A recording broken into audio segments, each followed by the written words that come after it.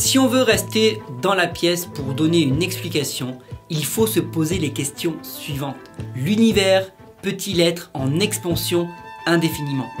L'univers peut-il alterner indéfiniment entre expansion et contraction? L'univers peut-il faire partie d'un environnement plus grand et éternel? Concernant une expansion indéfinie, le problème, c'est qu'il n'y a aucune preuve pour cette théorie, et que cela va à l'encontre de la découverte du rayonnement cosmique résiduel et de la surabondance de l'hélium. L'hélium est le deuxième élément le plus abondant dans l'univers. Mais pour former de l'hélium par fusion nucléaire, les températures doivent être incroyablement élevées, et les conditions doivent être extrêmement denses.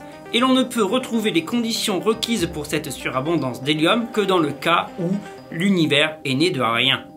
Pour une alternance indéfinie entre expansion et contraction, le problème c'est qu'il n'y a pas assez de masse dans l'univers pour que la gravité ralentisse son expansion et provoque un cycle répétitif.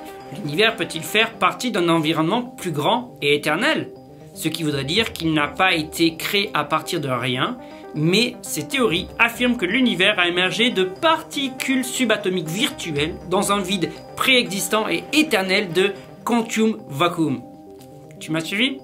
Alors déjà, avec ce type de théorie, il faut expliquer l'origine du vacuum. Et les preuves démontrent que tout l'espace, le temps et la matière sont apparus avec l'origine de notre univers. Donc, ça ne colle pas. Les tentatives de rester à l'intérieur de la pièce de l'univers pour expliquer son commencement sont inappropriées parce qu'elles manquent de preuves.